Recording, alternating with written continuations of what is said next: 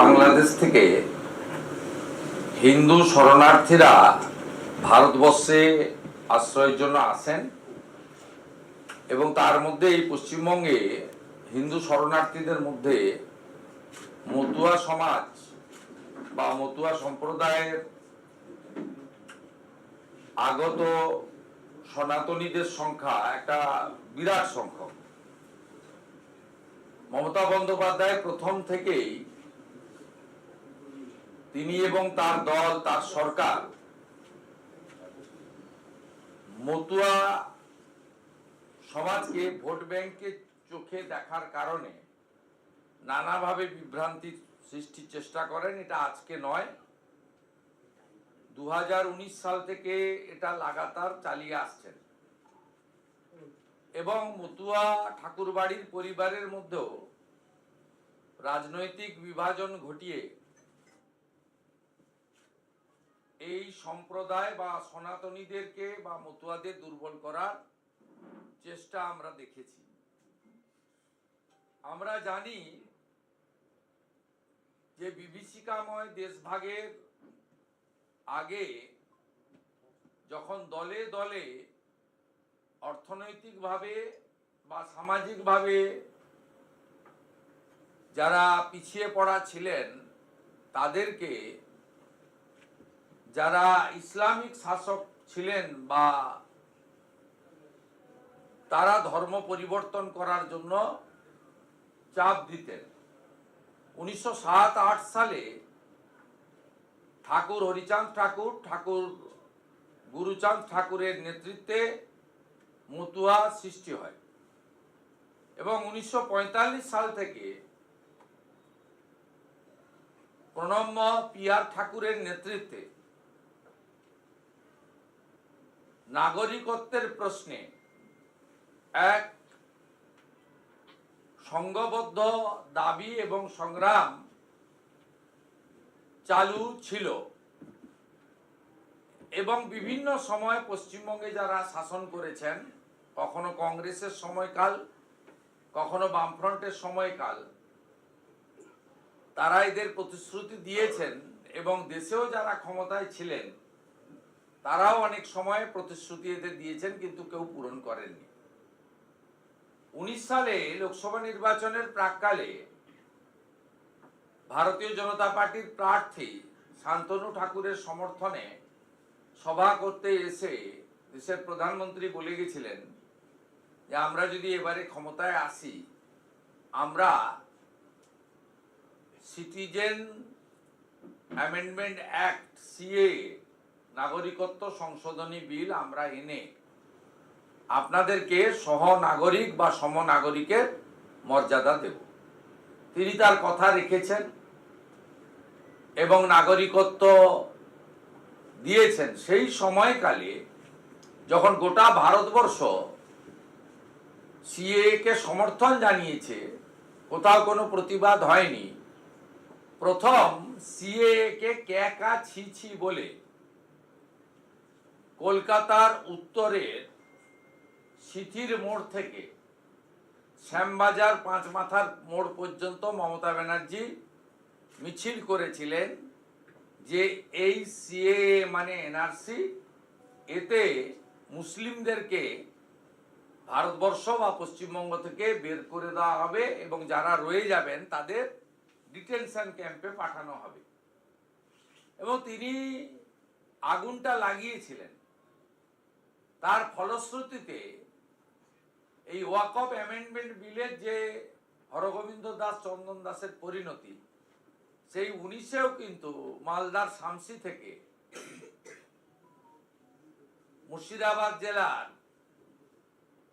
Hazarduari express পোড়ানো থেকে, rail line ওপড়ানো থেকে, বেলডাঙ্গা রেজিনগরের রেল স্টেশনে আগুন লাগানো থেকে, নবান্নর ঢিলছড়া দূরত্বে সাঁতরাগাছিতে লাইন দিয়ে 37টা বাস পুড়িয়ে দেওয়া থেকে শুরু করে উলবেড়িয়াতে ভেলোর থেকে আসা করমণ্ডল এক্সপ্রেসে পাথর বৃষ্টি থেকে শুরু করে নানা ঘটনা আপনারা দেখেছেন।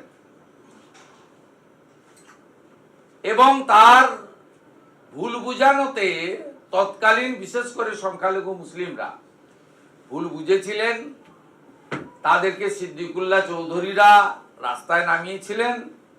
অনেক সরকারি সম্পত্তি ক্ষয়ক্ষতি, সাধারণ মানুষের অসুবিধা, পারস্পরিক ভ্রাতৃত্বের বন্ধনে ফাটল ধরা, এরকম অনেক ঘটনা পশ্চিমবঙ্গে ঘটেছিল।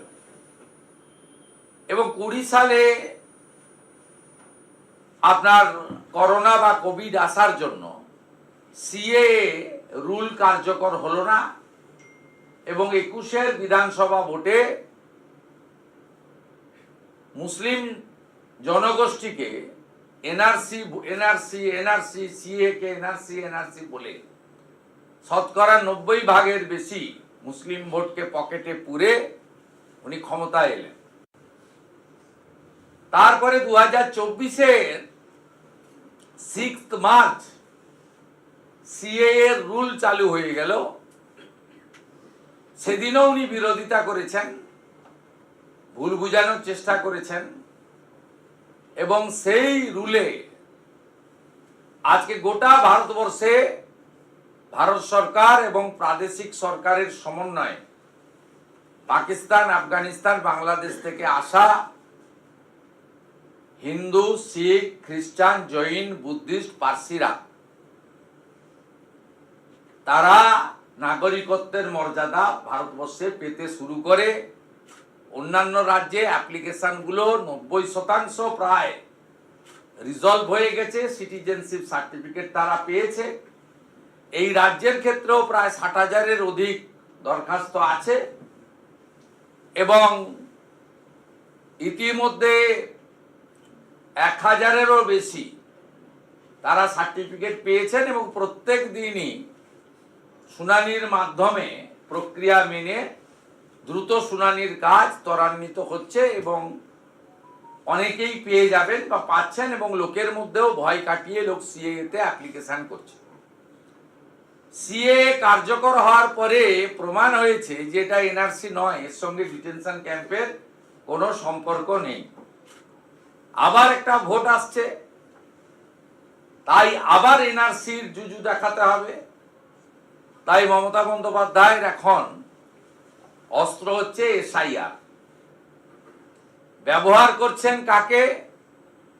ঠাকুর বাড়ির মধ্যে তৃণমূল কংগ্রেসের সঙ্গে থাকা মাননীয়া শ্রীমতী মমতা বালা ঠাকুর মহোদয়া, রাজ্যসভার সাংসদ এবং তৃণমূলের একটা অংশকে। এবং এর ফলে আপনারা জানেন যে আজকে আমাদের কেন্দ্রীয় রাষ্ট্রমন্ত্রী সাংসদ শান্তনু ঠাকুরের বাড়িতে তৃণমূলের কিছু লোক হামলা করতে গেছিল। সেই হামলাকারীদেরকে স্থানীয় মতুয়া সমাজ এবং নাগরিকরা ঠাকুরনগরে প্রতিরোধ করেছিল। সেটাকে কেন্দ্র করে মামলা তো করেছেন, গ্রেপ্তার তো করেছেন, সাথে সাথে আজকে বিভিন্ন জায়গায়